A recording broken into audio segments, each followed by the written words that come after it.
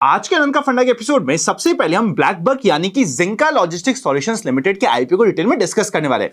इससे पहले कि हम इस आईपीओ के डिस्कशन पे जाए ना, आपसे मुझे एक बड़ी इंपॉर्टेंट बात करनी है। देखिए होता क्या है, सपोज करते हैं चाइना में कोई आईपीओ लेके आता है लीड मैनेजर, और उसके अंदर पता चलता है कि उस कंपनी के अंदर ही बेसिक में कोई दिक्कत थी, तो जो लीड मैनेजर वो आईपीओ लेके आया था उसे पनिशमेंट होती है। इवन अभी रिसेंट केस में तो बहुत रिसेंटली आया, उन्हें जेल भी भेज दिया।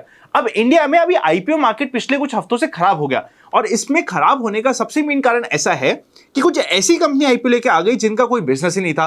बाद में इंक्वायरी करी तो पता चला कि वहां पे तो कोई ऑफिस ही नहीं है। जिनका पैसा गया था और अलॉटमेंट होना था उनका पैसा भी ब्लॉक्ड ही चल रहा है। कुछ अभी रिसेंटली एसएमई आईपीओ हुए थे जिसमें ऐसा हाल हो गया कि भैया पैसा ब्लॉक्ड है, कंपनी वापस दे नहीं रही, हमारे पास पैसा है नहीं, हमारा पैसा वहां पे अटका हुआ है। मतलब बहुत सारे इन्वेस्टर्स का, पूरे रिटेल इन्वेस्टर्स का अटका हुआ है। और पता चल रहा है कि लीड मैनेजर ने ही जो कंपनी वाले था, मैनेजमेंट था, उसको बोला भैया आप टेंशन मत लो, मैं आपका आईपीओ ले आऊंगा, आप तो जस्ट अपनी कंपनी लिस्ट, अपनी डिटेल्स मुझे दे दो, हो जाएगा काम। आई पर्सनली फील कि इंडिया में भी ऐसा कुछ लॉ होना चाहिए कि अगर पता चले कि कंपनी के बेसिक फंडामेंटल्स या फिर कुछ क्राइटेरियाज हो सकते हैं, या फिर पता चले कि कंपनी ही बोगस है, अगर ऐसी कुछ कंपनी का आईपीओ कोई लीड मैनेजर लेके आ जाता है, या फिर कोई एक ऐसी इररिलेवेंट कंपनी का आईपीओ मार्केट में लेके आ जाता है जो कंपनी पैसा लेके डायरेक्टली इनडायरेक्टली इन्वेस्टर्स का भाग जाए या फिर उस पैसे के साथ फ्रॉड ही कर दे, तो वहां पे लीड मैनेजर की रिस्पॉन्सिबिलिटी होती है और उनके पास पेनल्टी लगाना इंपॉर्टेंट है। आई पर्सनली फील कि इस चीज को उठाना इंपॉर्टेंट है, तो मैं अभी बहुत ही डिटेल में कंप्लीट नोट बना के भेजने वाला हूं कंप्लायंस अथॉरिटीज को। आपको क्या लगता है इस कंप्लीट चीजों के बारे में? देखिए होता क्या, कई बार हमें लगता है कि कंप्लायंस अथॉरिटीज नहीं सुनती, बट अगर आप प्रॉपर रिप्रेजेंटेशन देते हो, आप बैकिंग बताते हो कि किस बेसिस में है, प्लस आप ये भी बताते हो कि आप अकेले नहीं हो कि जो ये बात कर रहा है, और भी लोग हैं जो सेम बात सोच रहे हैं, प्रॉपर कंप्लायंस के रूल्स के साथ बात करते हो, तो कई बार आपकी बात सुन ली भी जाती है और उसको इंपॉर्टेंस भी मिलती है। तो मैं ये पर्सनली करने का सोच रहा हूं, पर उसके लिए मुझे प्रॉपर बैकिंग, प्रॉपर डेटा लगेगा। अगर आप चाहते हो कि जो हम सोच रहे हो बिल्कुल सही है, आप अपने व्यू को कमेंट करो। अगर कोई कंपनी है वो पैसा लेने आई है और एक लीड मैनेजर है जो कंपनी को लेके आ रहा है, अगर कंपनी में ही कोई दिक्कत निकल जाए या पता चल जाए या आइडिया लग जाए कि यार तो कंपनी फ्रॉड करने आ रही, तो लीड मैनेजर को पनिशमेंट मिलनी चाहिए, उन्हें बैन लगना चाहिए इंडिया में कि भैया अब तुम अगले 3 साल तक कुछ भी काम नहीं कर सकते। और जो इन्वेस्टर्स के अभी रिसेंट कुछ आईपीओज में पैसे अटक गए हैं, सेबी का कोई रूल नहीं आया, मतलब फाइनल डिसीजन नहीं आया, और दूसरी तरफ में कंपनी ने पैसा भी रेस कर लिया, और अभी इन्वेस्टर सोच रहे हैं यार ये लिस्टिंग भी नहीं हो रही, पैसा भी नहीं मिल रहा, करना क्या है। ऐसी सिचुएशन में कंपनी को इमीडिएटली इन्वेस्टर्स का पैसा देना चाहिए और पूरा का पूरा लिस्टिंग के रूल्स में, प्रोसेस में वापस जाके नई तरीके से लिस्टिंग करवाना चाहिए, अगर वो करवा पाते हैं तो। वरना ये लूपहोल में नहीं, चलो हम तो कोर्ट में केस लड़ रहे हैं, जब सॉल्यूशन आएगा तब की तब देखेंगे। भैया इन्वेस्टर का पैसा तुम 2-5 हजार करोड़ लेके बैठ गए, अब उसका क्या होगा? गलत बात हो गई ना। आई होप इस पॉइंट को आप समझ पा रहे हो। अपने व्यूज को कमेंट करिएगा। आज हम डिस्कस करने वाले जिंका लॉजिस्टिक्स लिमिटेड के आईपीओ को, जिसके बारे में हम डिटेल में बात करेंगे। 2015 में कंपनी इनकॉर्पोरेट हुई थी। एक डिजिटल प्लेटफॉर्म है, मोबाइल ऐप है, ब्लैकबक्स ऐप, जो ट्रक के ऑपरेटर्स के लिए यूज होती है। अगर हम इसमें सबसे पहले शेयर होल्डिंग की बात करें, प्रमोटर ऑलरेडी सिर्फ 32.91% का स्टेक अपने पास रखा हुआ है, बाकी बेच चुका है। आईपीओ के बाद कंपनी के ओनर्स का स्टेक रह जाएगा 27.84% का, तो प्रमोटर्स की होल्डिंग काफी कम है, ऑलरेडी डाइल्यूटेड है। एक स्टार्टअप टाइप आप बोल सकते हो, काफी न्यू एज कंपनी है, काफी स्टार्टअप टाइप है, तो यहां पे प्रमोटर की होल्डिंग काफी कम है। आईपीओ की डेट्स 13 से लेके 18 ऑफ नवंबर तक आईपीओ ओपन होगा। बीच में छुट्टी है, वीकेंड है, इसलिए आपको नंबर ऑफ डेज ज्यादा लग रहे हैं। अलॉटमेंट डिसाइड हो जाएगा 19 को। 20 को या तो आपको पैसा मिल जाएगा या फिर शेयर्स क्रेडिट मिल जाएंगे। लिस्टिंग की टेंटेटिव डेट है 21 ऑफ नवंबर। 54 शेयर्स का एक लॉट होगा। 14,742 रुपीज का रिटेल कैटेगरी में एक लॉट होने वाला है। 75,572 एप्लीकेशन आते ही रिटेल में जो एक लॉट है वो एक टाइम ओवर सब्सक्राइब हो जाएगा। एचएनआई स्मॉल कैटेगरी में मिनिमम 14 लॉट्स के लिए अप्लाई करना पड़ेगा, और एचएनआई बिग कैटेगरी में 68 लॉट्स के लिए मिनिमम आपको अप्लाई करना पड़ेगा। नंबर ऑफ एप्लीकेशंस की बात करें, एचएनआई स्मॉल कैटेगरी में 2699 एप्लीकेशंस में वन टाइम ओवर सब्सक्रिप्शन हो जाएगा। एचएनआई बिग कैटेगरी में 5398 एप्लीकेशंस में वन टाइप का सब्सक्रिप्शन हो चुका होगा। 75% क्यूआईबी, 15% एचएनआई और 10% का रिटेल का कोटा होने वाला है। एम्प्लॉयज के लिए 25 रुपीज का डिस्काउंट है। आईपीओ का साइज बड़ा है, 1114 करोड़ का आईपीओ का साइज है। 550 करोड़ है फ्रेश इशू, बैलेंस होने वाला है ऑफर फॉर सेल। कंपनी का प्राइस बैंड है 259 से 273 का। देखिए आईपीओ से पहले भी जिन प्रमोटर्स ने यहां पे इन्वेस्ट किया था, कि जिन लोगों ने इन्वेस्ट किया था, उन्हें भी अभी तक इस कंपनी में मेजर कोई अच्छा खासा प्रॉफिट नहीं हो रहा है। उनमें से काफी लोग तो अभी भी लॉस में निकल रहे हैं। इस पॉइंट को आप बैक ऑफ द माइंड रख लीजिएगा। हम लोग टोटल फाइनेंशियल्स की बात करें तो फाइनेंशियल्स बिल्कुल भी अच्छे नहीं है। टोटल एसेट्स 629 करोड़ के है। अगर हम रेवेन्यू की बात करें तो 2023 वर्सेस 2024 में 62% का रेवेन्यू ग्रोथ हुआ है, but at the same time 2022, 2023, 2024 तीनों के तीनों साल में कंपनी का लॉस है। और आईपीओ लाने से जस्ट पहले जून क्वार्टर में कंपनी का प्रॉफिट आ गया। देखो, ऐसी कंपनी होती है ना जो आईपीओ से जस्ट पहले अपने फाइनेंशियल्स में एकदम अच्छा दिखा देती है, वहां पे मेरे को थोड़ा सा एक रेड अलर्ट होता है। मेरा दिमाग का वो कहते हैं ना कि दिमाग की बत्ती जलती है कि भैया ऐसा क्या बदल गया कि आईपीओ आने से जस्ट पहले आप प्रॉफिटेबल हो गए। आपके अगर पी रेशियो हम देख रहा हूं आईपीओ आने से जस्ट पहले तो 37 का पी दिख रहा है, ईपीएस हमें 7.34 का दिख रहा है। पी रेशियो जो ऑब्वियसली नेगेटिव होना चाहिए क्योंकि कंपनी लॉस में थी, वो अचानक से पॉजिटिव हो जाता है। तो ये थोड़े से पॉइंट्स होते हैं जो मुझे कंफर्ट देने में दूर करते हैं कि यार तब मजा नहीं आ रहा, ये क्या है। अगर हम रिटर्न ऑन इक्विटी की बात करें तो 9.39% लेटेस्ट जो प्रॉफिटेबल फाइनेंशियल्स है उसके बेसिस पे। Return on capital employed 1.50%।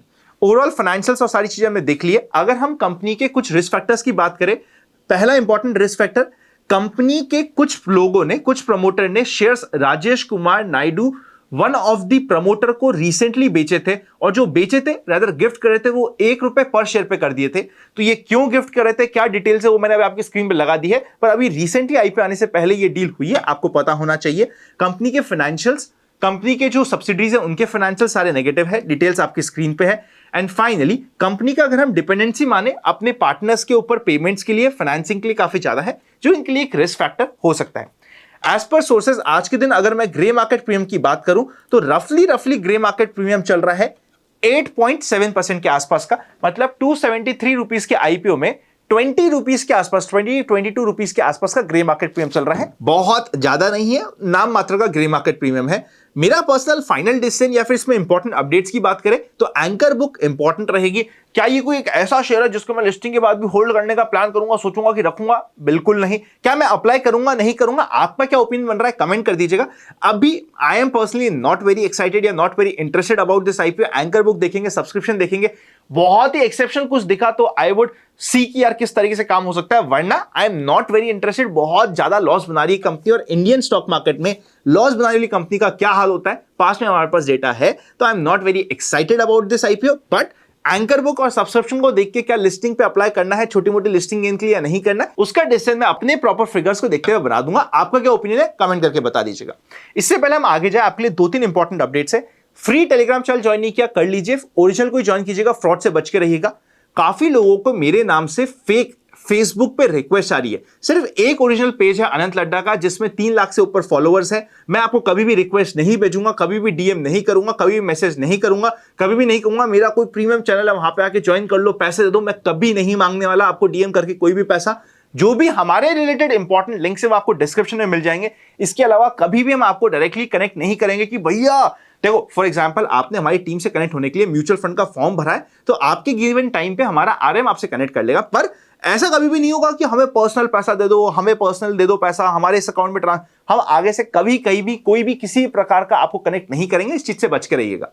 Free demat account open करना है, लिंक डिस्क्रिप्शन में है। काफी एडिशनल बेनिफिट्स मिलते हैं, डीमैट अकाउंट ओपन करने को चेकआउट कर लीजिएगा। अब हम चलते हैं कल की मार्केट की एक्सपेक्टेशंस के ऊपर। सबसे पहले तो आप एफआईएस और डीआईएस का डेटा देखो यार। एफआईएस ने पिछले महीने 1,14,000 करोड़ का माल बेचा था, इस महीने वापस से 20,000 करोड़ का माल ये ऑलरेडी बेच चुके हैं। मतलब जो एफआईआईस है वो इंडिया में बेचने का नाम रुकना ही नहीं चाह रहे, बिल्कुल रुक ही नहीं रहे। जिस तरीके से ये सेलिंग कर रहे हैं इंडिया में, या तो कोई ऐसी बड़ी दिक्कत है जिसके बारे में अभी आपको और हमें नहीं पता है, एफआईआईस को पता है, जिसके रिलेटेड वो वरीड है, या फिर वो जेन्युइनली चाह रहे हैं कि इंडिया में उनका एक्सपोजर कम हो जाए। जो इवेंचुअली अगर देखा जाए ना, देखो जो सेलिंग हमारी लास्ट मंथ में हुई अगर वापस से इस महीने हो जाती है तो जो अभी रिसेंट लो लगे थे ना 23,800, उसको तो भूल जाओ, उसको तो हम तोड़ के आराम से नीचे जाएंगे। बट लेट्स सी कि क्या ये एफआईआईस की सेलिंग थोड़ी सी रुकती है, कंट्रोल होती है, या फिर ये कंटिन्यू रहती है। अगर कंटिन्यू रहेगी तो मार्केट प्रेशर में बना रहेगा। अब अगर हम मार्केट्स की बात करें तो मार्केट को सीधा हम इंट्राडे में देख लेते हैं। इंट्राडे में आज के दिन मार्केट ऊपर गया, बहुत अच्छा इंपॉर्टेंट सपोर्ट लिया इसने 24,000 के आसपास का, फिर ऊपर गया, फिर टुवर्ड्स एंड वापस आ गया। अब यहां पे मेजॉरिटी लोग आज के दिन जिनको भी मैं चार्ट दिखाऊंगा, हर कोई बोलेगा कि यार ये चार्ट नेगेटिव है।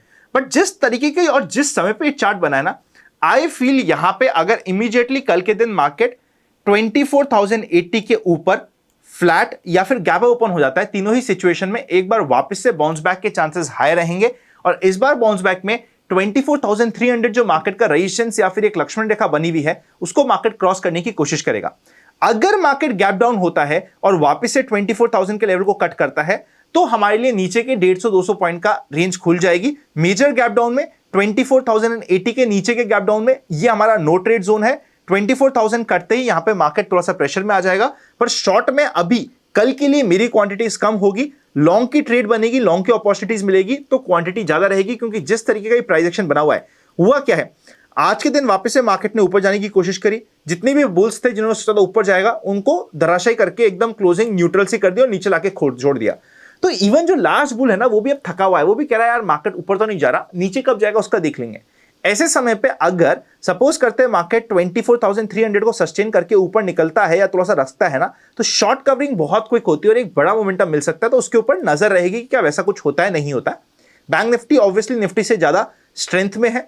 यहां पे इमीडिएटली भी देखा जाए तो अगर मार्केट में ये फ्लैट ओपन हो जाता है, एक बेस सा बनाता है, तो इस बेस के क्रॉस होते ही यहां पे एक वापस से बुलिश ट्रेड इनिशिएट होती है 52,000 के ऊपर, जो अगले 300, 350, 400 पॉइंट इंट्राडे में हमारा ध्यान दे सकती है।